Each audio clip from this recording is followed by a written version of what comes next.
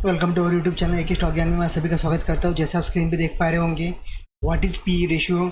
हमारे एक सब्सक्राइबर ने ये सवाल पूछा था कि आप पी रेशियो पे आपके एनालिसिस बताइए, पी रेशियो के बारे में हमें जानकारी दीजिए, ताकि आने वाले समय में जो बहुत से लोगों का वो वीडियो देखते हैं, बहुत से लोगों के बारे में जब सुनते हैं तो बहुत से टेक्निकल एनालिसिस पी रेशियो बोलते हैं, पर उनके बारे में उनको ज़्यादा पता नहीं था। तो जिन जिन लोगों की क्यूरियोसिटी है व्हाट इज़ पी रेशो, जो लोग जानना चाहते हैं कि पी रेशो आखिरकार होता क्या है और इसके बारे में इतना इंपॉर्टेंस क्यों दिया जाता है, जब टेक्निकल एनालिसिस करना है, फंडामेंटल एनालिसिस करना है, तो पी रेशो क्यों देखा जाता है। पी रेशो एक इंडिकेटर के जैसे काम करता है। जैसे कि आप अगर रास्ते पे गाड़ी चला रहे होंगे, तो गाड़ी से चलाते हो, आपको अगर लेफ्ट टर्न करना है तो आप जैसे लेफ्ट इंडिकेटर दिखाते हैं, उससे सामने वाले को पता चल जाता है कि ये गाड़ी लेफ्ट साइड को टर्न होने वाली है। उसी प्रकार ये पी रेशियो काम करता है। पी रेशियो से हमें कंपनी के फंडामेंटल्स के बारे में कुछ पता चलता है, कंपनी के पोजीशन के बारे में पता चलता है। तो चलो देखते हैं कि company P ratio actually work कैसा करता है। जैसा कि आपने देखा होगा, यहाँ पे हमने बहुत बार देखा होगा, ये शेयर का 10 का पी है, ये शेयर का 50 का पी है, ये शेयर का 100 का पी है। तो ये जो 10, 50, 100 ये डिसाइड कौन करता है कि इस शेयर का ये पी रेशो है। एक्चुअली इसका एक फार्मूला है जो कॉलेजों में आपको सिखाया जाता है, और आप गूगल भी करेंगे तो आपको उसमें फार्मूला दिखाया जाएगा। कंपनी का प्राइस वैल्यू इंटू कंपनी की अर्निंग्स वैल्यू। मतलब आपको अगर उस कंपनी अगर आपको 1 रुपये कमाना है या फिर 100 रुपये कमाना है, आपको 100 रुपये कर चलते, अगर आपको 100 रुपये कमाना है तो आपको कितने रुपए इन्वेस्ट करने पड़ेंगे। अगर मुझे 100 रुपये कमाना है, मुझे उस कंपनी के 1000 रुपये इन्वेस्ट करने पड़ेंगे, तो कंपनी का पी रेशियो क्या होगा, 10 का। आप बात को समझ रहे हैं। हमको कंपनी हमें जितने रुपए कमाना है, 1 रुपया अगर कमाना है और कंपनी में हमें 10 रुपये इन्वेस्ट करना है, ये हम 10 रुपये इन्वेस्ट करेंगे तो कंपनी में हमें 1 रुपया मिलेगा। तो उससे उस कंपनी का पी रेशियो डिसाइड होता है। तो एक चीज़ आपके दिमाग में आ गई, पी रेशियो मतलब क्या, हमें कितने रुपए इन्वेस्ट करने से हमें कितने रुपए इनकम हो सकती है, ये हमें इंडिकेटर बताता है। अब ये पी रेशियो डिसाइड कैसा होता है। पी रेशियो जो कंपनी डिसाइड होती है वो मल्टीपल चीज़ों के ऊपर डिपेंड रहते हैं। जैसा कि कंपनी के फंडामेंटल्स क्या है, कंपनी के शेयर होल्डिंग पैटर्न क्या है, कंपनी का चार्ट पैटर्न क्या है, कंपनी का बिजनेस मॉडल क्या है, और कंपनी पिछले कुछ साल से कैसा वर्किंग कर रही है, इसके ऊपर कंपनी के फंडामेंटल्स डिसाइड होते हैं। और फंडामेंटल्स के ऊपर से कंपनी का पी रेशियो ट्रैक होता है। फॉर एग्जाम्पल अपन इसको हम इस चीज़ को एक एग्जाम्पल के तौर पर समझते हैं। एग्जाम्पल के लिए हम दो कंपनियाँ लेंगे आपके सामने। बैंकिंग सेक्टर से 2 कंपनियाँ, पॉपुलर कंपनी है, हम सभी जानते हैं उन कंपनी के बारे में। उस कंपनी के ऊपर से हम आपको फिजिकली वो चीज़ समझाने की कोशिश करेंगे एक्चुअली कैसा डिसाइड होता है। जैसा कि हमने आपको बताया, 2 कंपनियाँ हैं, कोटक महिंद्रा बैंक और ICICI बैंक। ये दोनों बैंकों के बारे में आप सभी को पता है।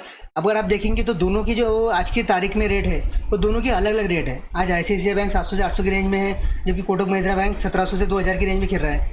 तो ये जो दोनों के रेट है वो रेट डिसाइड कैसे होता है, तो कंपनी की जो फंडामेंटल्स है, बेसिक्स है, इन चीज़ों ऊपर से कंपनी ये होते हैं। तो ये जो फंडामेंटल्स एनालिसिस है, हम शेयर के हमेशा शेयर के हम टाइम टू टाइम उसकी एनालिसिस करते हैं। उसके ऊपर से कंपनी में हम डिसीजन लेते हैं कि हमें कंपनी में रहना है, नहीं रहना है, क्या करना है। तो पी रेशियो हमें उस इंडिकेटर के तौर पे काम करता है। चलो देखते हैं फिजिकली हमें पी रेशियो चेक कैसा करना है। जैसा कि आप देख पा रहे हैं, हमने NSE की साइड पे गए, यहाँ से कोटक महिंद्रा बैंक का हमने शेयर की डिटेल ली। अब देखिए कंपनी की जो यहाँ पे कंपनी कौन से सेक्टर से बिलोंग करती है, निफ्टी बैंक से कंपनी बिलोंग करती है। कंपनी का सेक्टरल इंडेक्स क्या है, 17.36। हर शेयर का अपना खुद का पी होता है, और उस कंपनी जो सेक्टर से बिलोंग करती है उस सेक्टर का भी खुद का एक पी होता है। जैसा अभी किस सेक्टर से बिलोंग करती है, निफ्टी बैंक सेक्टर से ये शेयर बिलोंग करता है, तो सेक्टर का इंडेक्स क्या है, सेक्टर का पी रेशियो क्या है, 17.36। अब सिंबल है पी रेशियो, कोटक बैंक, ये कोटक बैंक का सिंबल है। कोटक बैंक का पी रेशियो क्या है, 40.76। अब आप बोलेंगे कि सेक्टर का 17.36 है और कोटक बैंक का 40.76 क्यों है। उसके पीछे जो रीज़न है, कंपनी की जो वैल्यूएशंस रहती है, कंपनी वैल्यूएशन, जैसे हमने पहले बताया, वैल्यूएशन कंपनी की पोजीशन। जैसा आप मार्केट में अगर गए, समझो आपको कोई चीज़ लेना है, जैसा आप एक नहाने का साबुन आप लेने गए, एक साबुन आप लेंगे, डव का लेंगे, सॉरी पियर्स का लेंगे तो 40 रुपये का मिलता है, लाइफ बॉय का लेंगे तो 20 रुपये का मिलता है। तो जो प्राइस है, ये प्राइस डिसाइड करती है कंपनी की क्वालिटी क्या है। कंपनी की प्राइस डिसाइड करती है कंपनी क्वालिटी क्या है। जैसा कि कोटक महिंद्रा बैंक का पीई रेशो क्या है 40.76, मतलब ये सेक्टर का जो है सेक्टर जो परफॉर्म कर रहा है उसके हिसाब से कंपनी अच्छी परफॉर्म कर रही है, इसलिए कंपनी का सीईओ है जो पीई रेशो है वो अच्छा है। तो इस ट्रैकर की वजह से हम कंपनी के बारे में गेस कर सकते, कंपनी के बारे में हम एनालिसिस कर सकते हैं और गेस भी कर सकते हैं कि कंपनी कहाँ सेक्टर में बिलोंग करे। सेक्टर में कंपनी सेक्टर से अगर ऊपर चल रही है तो कंपनी हमारे लिए अच्छी है। हमारा जो शेयर लिया हुआ रहता है, हमारी कंपनी जो सिलेक्ट करी हुई रहती है उसका जो सेक्टर इंडेक्स है उससे कम नहीं चाहिए। सेक्टर इंडेक्स कम रहेगा तो हमारी कंपनी कम परफॉर्मेंस कर रही है, ये हमें इंडिकेशन देता है। इसकी वजह से हमें शेयर सिलेक्ट करने में हम जो करा हुआ शेयर है वो गलत है, ये हमें इंडिकेशन इससे मिलता है। अब देखते हैं आईसीआईसीआई बैंक का। आईसीआईसीआई बैंक का देखेंगे आप सेक्टरल इंडेक्स, जैसे ये भी निफ्टी बैंक में आता है, इसका सेक्टरल इंडेक्स 1736 और इसका देखिए 20.71। मतलब ये सेक्टर इंडेक्स जैसा चलेगा, जैसा परफॉर्म करेगा वैसा शेयर परफॉर्म करेगा। ये आउट ऑफ द बॉक्स जाके परफॉर्म नहीं करने वाला है। जैसे कि कोटक महिंद्रा जो है आप आउट ऑफ द बॉक्स जाके कंपनी परफॉर्म कर रही है तो 40% का इसलिए उसका पीयू दिख रहा है। उस कंपनी की ग्रोथ अच्छी है, कंपनी के फंडामेंटल्स अच्छे हैं, कंपनी का बिजनेस पैटर्न अच्छा है, उस वजह से। ऐसा नहीं कि आईसीआईसीआई का खराब बिजनेस पैटर्न है, पर आईसीआईसीआई बैंक का जो बिजनेस पैटर्न है वो उसकी तुलना में कम है।